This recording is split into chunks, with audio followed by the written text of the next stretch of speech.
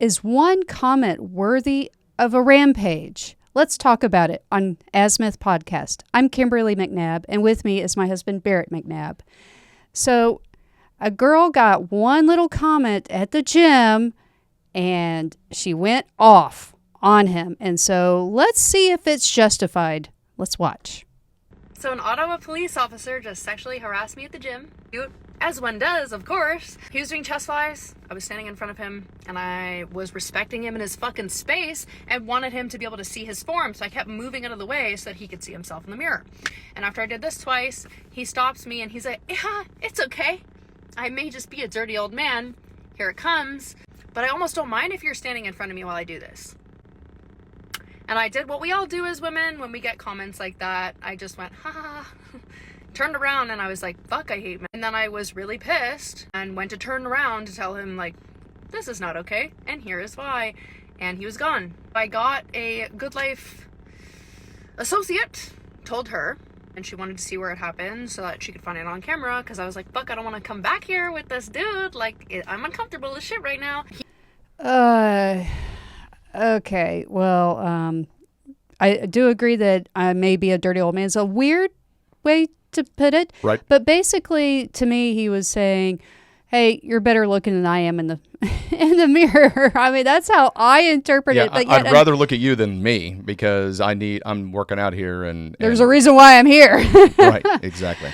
But it's just another case of someone who clearly did not grow up with a brother or stepdad, and has no other problems, just needs a reason to be upset.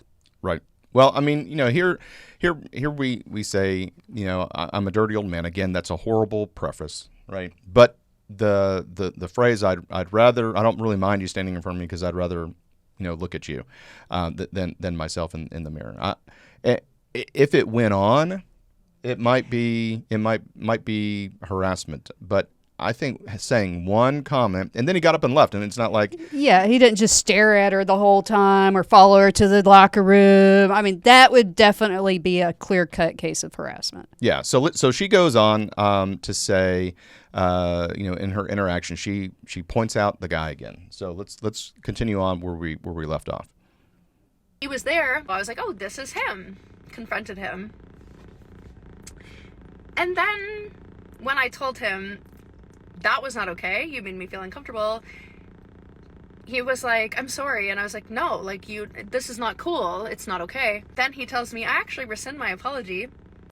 Anyway, here's the video. And I kept moving out of the way. Oh, that's him. Ew. I'm so oh, fuck sorry. off. No. I don't give a shit. It's inappropriate. I don't appreciate it, and it made me feel fucking uncomfortable. This is a place where I come to feel fucking safe. Well, you should be safe. Oh, I should be. Yeah, yes, I know. And you made me feel unsafe.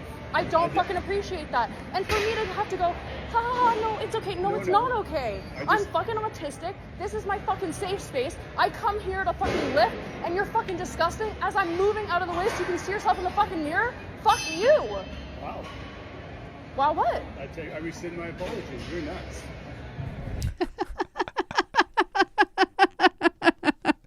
Good for I rescind my apology. You're fucking nuts. Yeah, I have nothing to be sorry for. Nope. I mean, first of all, you're going to have a harder time making your point with all the F-bombs. I am definitely not opposed to the F-bomb for sure, but it's just, you're in public, okay? You want to be believable as a supposed victim.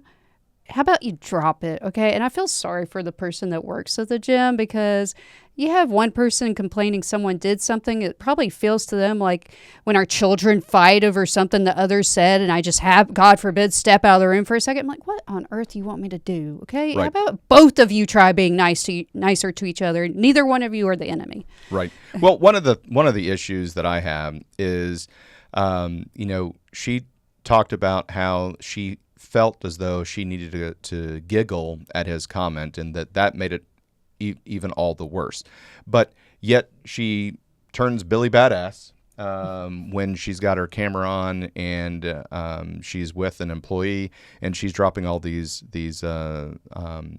F-bombs. Now, he apologized. He goes, I'm sorry. And she's could have like, moved on. She could have moved on. I apologize, and I would say if you apologize, that means you've learned the lesson, and he sounded sincere when he said, "I apologize. I'm sorry." And she kept saying, "Ew, you're disgusting. I moved out of the way so you could see yourself in the mirror," and that's probably why he made the comment. Because again, more than likely, and men do this a lot. But we depreciate ourselves. We do this self-depreciation of, we're, kind of like, oh, I'm fat, or whatever. I'd rather look at you because looking at me, I'm fat, and so we kind of put ourselves down as humor. If you ever have been out drinking with a bunch of guys, we're putting each other down all the time. We're I friends. love being that fly on the wall. We're friends, but that's just the way guys talk to each other. So sometimes we also put ourselves down a little bit in the form of humor, and that is exactly. She took it at the first part where we're listening to her side of the story. She took it as he was hitting on her or whatever. I'm at the position now. After she says that you're disgusting, maybe he is, maybe he's not, but if he is, that he was like, I know I'm disgusting, and I'd rather look at you than me in the mirror. I mean, that's really. Well, he may not even be able to. He may not even been calling himself disgusting. Just, hey, you're better looking than I am. Right. You're better to look at. I mean, that's the compliment. If he had left out the dirty old man part, yeah, exactly. It probably would have come off a little bit better. That's like saying, not to be rude, but no right. offense, but but is it worth this response? I mean, she is very unhinged. I think she needs some real problems, and then to drop the autistic thing. I mean, some of the symptoms of I'm not an expert, but some of the symptoms of autism is you have a hard time making eye contact. Clearly, she was able to make eye contact with the employee and him. Hard time to listen when one is communicating with them. Okay. He said you should be safe, and she was able to have that interaction without any hesitation. So that doesn't. She's able to do that back and forth that a typical autistic person is not able to do. So either she's full of it, some friend chose that word to use to describe her and she ran with it, or she's so light on the scale it's not worth her using. Well, I want to focus on this is my safe space, and I would say that a public gym, and it's probably not when I say the word public gym, I mean it is an open area where multiple people are congregating, right? It's probably you have to pay a membership, I'm sure, and so it's a private business. But when you say a public area, I don't mean that it's owned by the city or the state or in this instance the province, because in Canada, I don't mean public land. I mean it's a public space where everybody congregates, and for her to claim it as her entire safe space, I think it's a communal space. Yeah, it's a communal space, and so for her to say that, and again, I just want to go to the point that the pickup line, right? The pickup line every once in a while, before the social media and the dating apps, men and women would have to interact live, and in order to break the ice, men would have this thing called a pickup line, and it was, some of them could be stupid, but it's obviously it's designed to try and elicit a reaction, usually a laugh or whatever. I mean, I saw one when I was in college, and a guy had a glass of water, and he dipped his fingers and splashed the water on the girl, and then dipped the fingers and splashed the water on him and said, "Let's get out of these wet clothes." I mean, and the girl laughed her ass off at it because it was absurd. But the thing is it broke the ice, and so that pickup line, that interaction, that somebody has to make the first move, and a lot of women I've seen videos on that are where are all the conservative men that are making the first move? I have to make all the moves, and I wish the man would make the move. That's because too much of this exists. Yeah. We've lost the ability to interact with each other. I mean, if you look at her age, she's looks like she's in her upper 20s, early 30s. If he's a dirty old man, then he probably existed like me, in an era where you had to make the first move. I mean, being in a grocery store and somebody, a girl you like is picking up a can of nice melons. I mean, definitely don't say that. Please don't say that. But it becomes the absurdity that gets you a laugh, like what? And hey, or at least gauge a sense of humor these days. Yeah, exactly. So I mean, I see this as it was if he is a dirty old man like he says he is, it was probably his attempt at a pickup line. I don't see a ring on her finger. I mean, well, also I hate to be a prude, but she's pretty scantily clad. Right. I mean, that top is pretty small for her chest size.